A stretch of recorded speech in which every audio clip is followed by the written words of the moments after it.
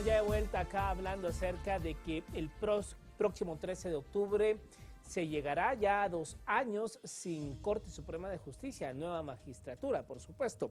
Licenciado Justo Pérez Gramajo, ¿cuál sería su tesis en torno a darle cara vuelta a esto? ¿Volver a cero todo? ¿Volver a las comisiones de postulación y que se saque otro listado? ¿Retomar de alguna parte del proceso? Vía el amparo, como proponía el licenciado Andrade, votar este enmarañado y llevarlo al punto del Congreso de la República y que se elija de una forma más expedita, fácil y no con esta locura de tantas sesiones que llevaría años. ¿En qué proceso lo retomaría usted? Muchas gracias, Mario. Vean, es importantísima esta pregunta porque realmente ahorita todas las ideas, tanto jurídicas como políticas, es necesario empezar a analizarlas y este foro es muy adecuado porque su programa lo ven connotados juristas y etcétera, de personas que están en la materia. Vean, usted plantea amparo ya no, porque ya los plazos ya no existen. Hace 2 años que sucedió esto. Tenemos un término de 30 días para interponer un amparo en contra del último fallo que haya restringido los derechos o alterado sustancialmente las normas. Entonces ya no tenemos tiempo para interponer ningún amparo, ya los plazos se fueron. Lo otro, regresar a las comisiones de postulación por el mismo camino. El Congreso de la República tiene que convocar a esto y ahorita ya no es el momento porque tiene encima 2 sentencias que tienen que ser de obligatorio cumplimiento. Entonces, si el Congreso hace algo distinto a lo que la sentencia le ordena, estaría entrando en una desobediencia a este tipo de sentencias. Entonces, la tercera tesis, o sea, el tercer punto, que es en sí la tesis que es sujeta a evaluación y, por supuesto, a prácticas políticas, es ahorita la Corte de Constitucionalidad debería de dar la solución. Y hay un protocolo, por así decirle, un procedimiento que históricamente se utilizó, que es en el 93, cuando se da el golpe de Estado. Es un tema que en la práctica política y en la verdad, en la realidad de las cosas, rompe el ordenamiento constitucional. Pero no hay ningún amparo que se haya interpuesto en contra del presidente, no hay ningún amparo que se haya interpuesto en contra de los órganos, sino que la Corte reacciona de mutuo propio, por su propia iniciativa ante la realidad política de las cosas que había rebalsado toda lógica jurídica y toda estabilidad política. Entonces la Corte actúa de su propia forma para salir del impasse y darle estabilidad al país.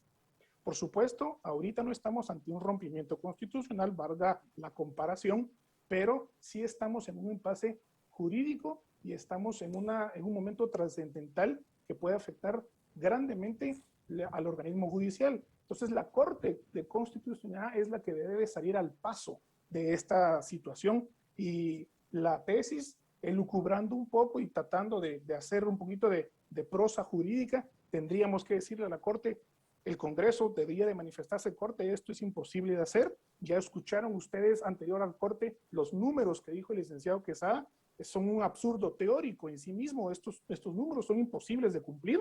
¿Cuánto le costaría al Estado en dietas, en salarios, en desgaste político hacer esto? Corte, yo no puedo hacer esto como Congreso, por favor, aclare la sentencia.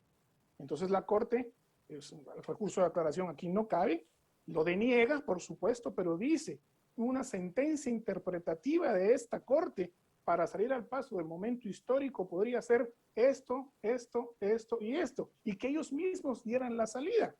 Esa sería una forma, un formalismo jurídico para salir al paso.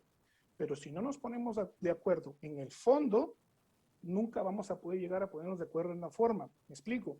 La forma hay, la forma podemos existir así como esta. ¿Cuántas sentencias interpretativas ha dictado la Corte de Constitucionalidad? Hay muchas, podemos ir a coleccionarlas, ahí están en la jurisprudencia, en la Gaceta de la Corte de Constitucionalidad, donde se deniegan los recursos formales, pero se hace una interpretación extensiva de la ley y la Corte da la salida. Esta podría ser una de las formas. Decirle que el Congreso dijera: no puedo cumplir, por favor acláreme, interpongo un recurso de aclaración extemporáneo a todas luces, por supuesto, pero entonces esto da pie a que la Corte de Constitucionalidad haga extensiva una interpretación de la Constitución, de la ley y de la salida. Ese podría ser el protocolo de contención, por así decirlo, el protocolo de evacuación de esta situación. Eso podríamos hablar como una de las posibilidades en un marco de posibilidades que se tienen que analizar. Pero por supuesto, esto es un tema que no solo se debe de debatir en su forma, sino también debe debatirse en el fondo del asunto. Se debe de llegar a consensos políticos y se debe de llegar a los arreglos políticos adecuados para que se viabilice la forma de salirle al paso de este tema. Recordemos, estas son entidades políticas. El organismo judicial es una entidad política. El organismo legislativo también lo es. El presidente también es una entidad política. Es uno de los tres poderes políticos del Estado. Según la teoría clásica liberal republicana, es uno de los tres poderes del Estado. Ahora, Tiene Andrade, que haber política.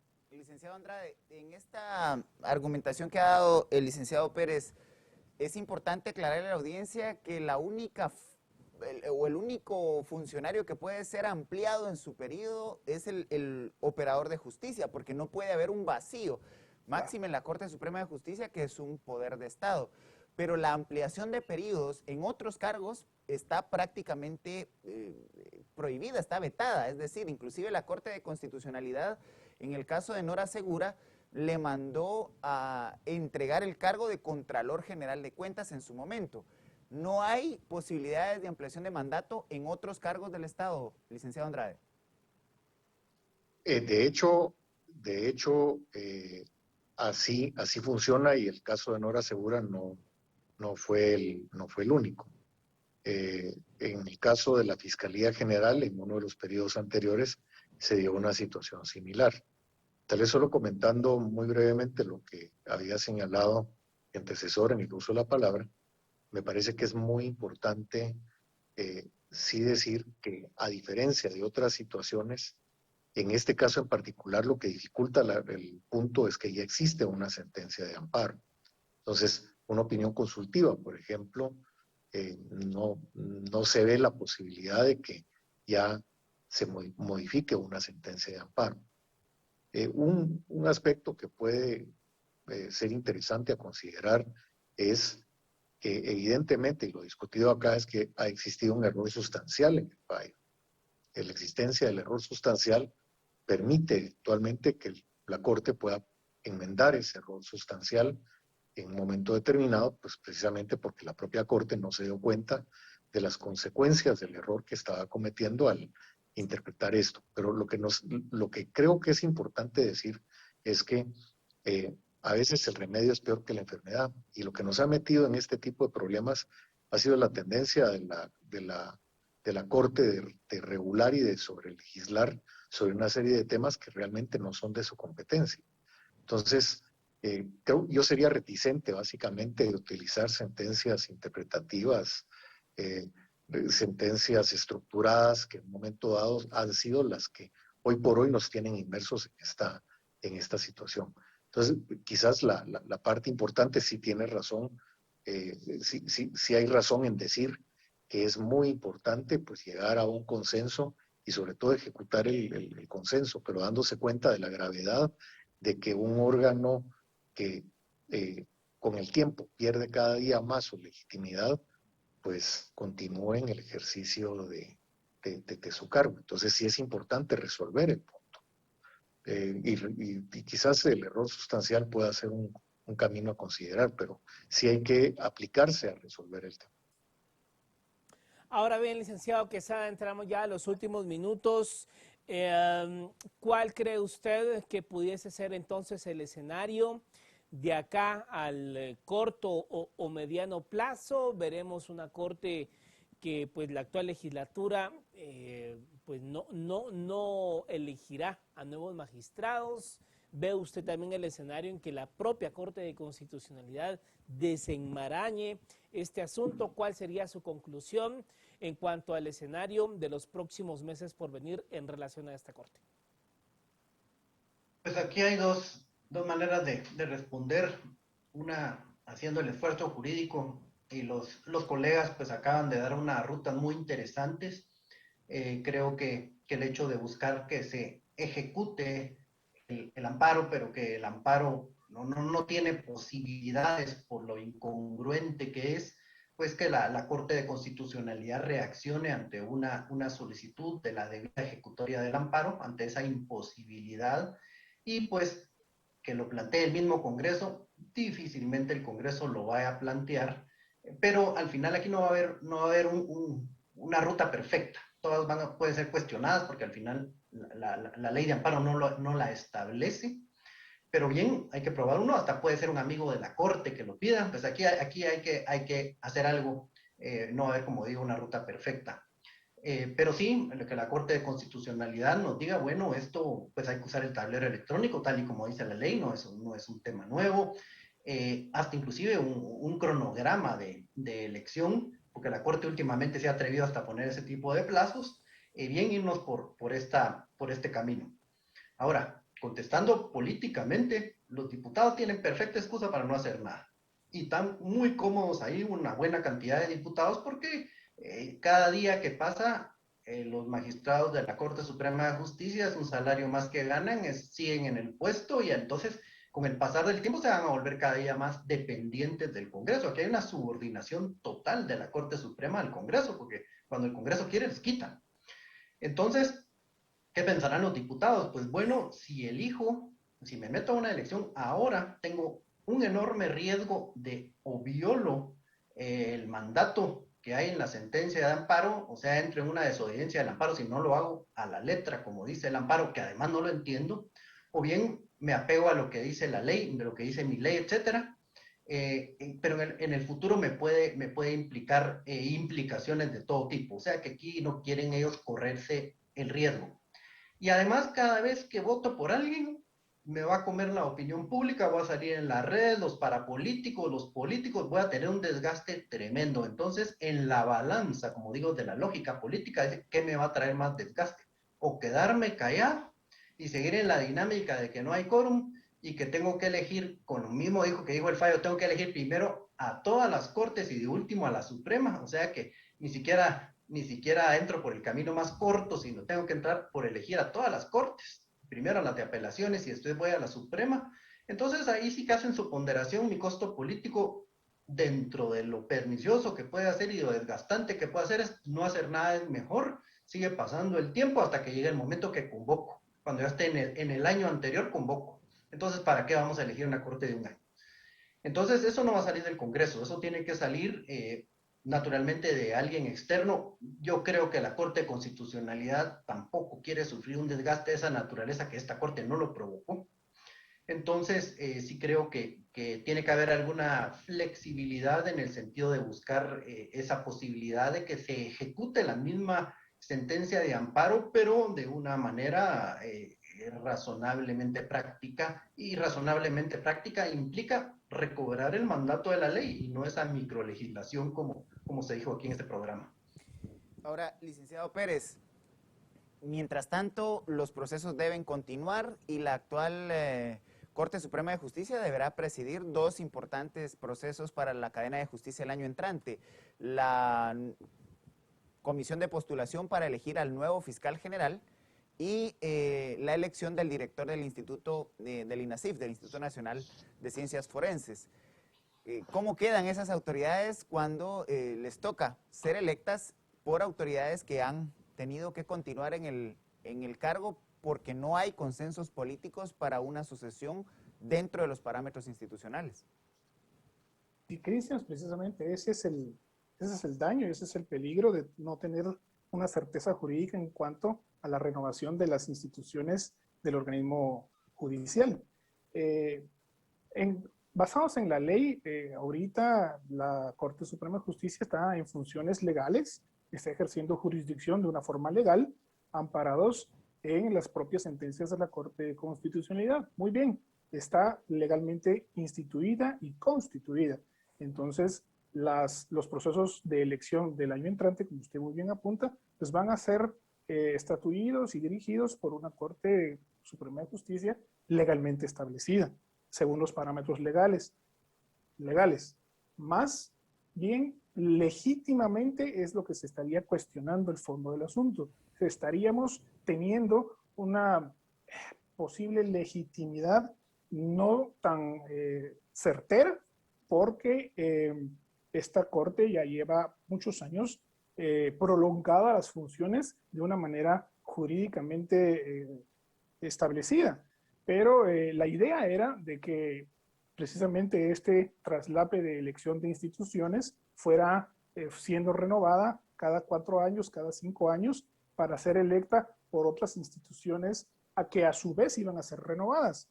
El problema es realmente que vamos a tener Corte Suprema de Justicia para mucho tiempo más, para muchos procesos más, en donde la Corte Suprema de Justicia es importantísima, y si no salimos de alguna forma, y como estábamos diciendo anteriormente, si alguien no se anima a interponer algún tipo de acción que pueda desentrampar esto, así vamos a estar hablando acá muchos años más, y los procesos que devengan de esta Corte Suprema de Justicia van a ser cuestionados también. La elección del INASIF, la elección del fiscal general, puede ser cuestionada también, indicando de que la Corte Suprema de Justicia no estaba legítimamente constituida. Ya quiero ver esos amparos yo el año entrante. Ya quiero ver yo cómo van a impugnar ese tipo de elecciones. Se puede seguir entrampando aún más los procesos futuros y venideros. Esto es un contrasentido realmente, y estamos complicando mucho el juego democrático. Estamos complicando demasiado las instituciones de la República.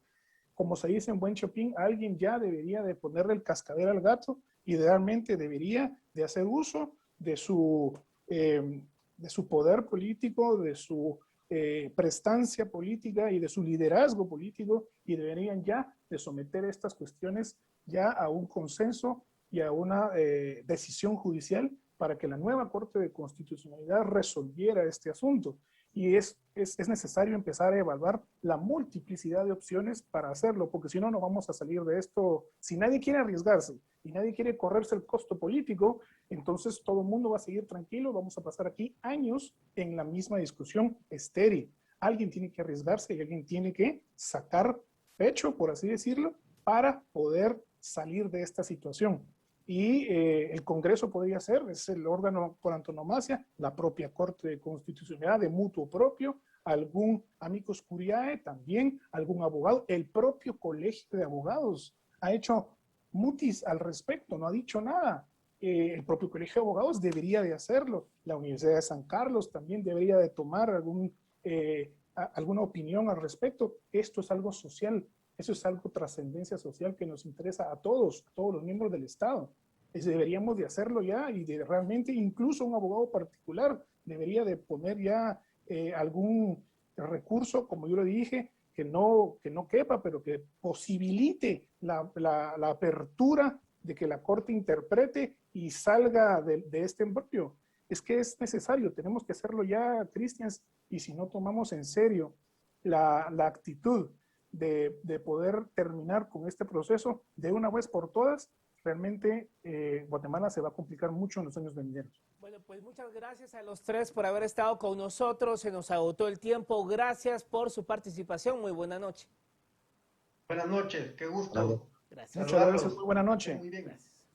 Bueno, Cristians, el tema es sumamente complejo, enmarañado, y pues bueno, tal como decían los tres, habrá que ver quién da el paso para destrabarlo, ¿no? El tema es político, Mario. La raíz del problema es política, y habrá que ver cuándo hay voluntad política para desenmarañarlo. Cuando eso suceda, seguramente se encontrará la salida. Por supuesto. Bueno, gracias, Cristians. Nos vemos la próxima semana. Ustedes en casa tengan un excelente descanso.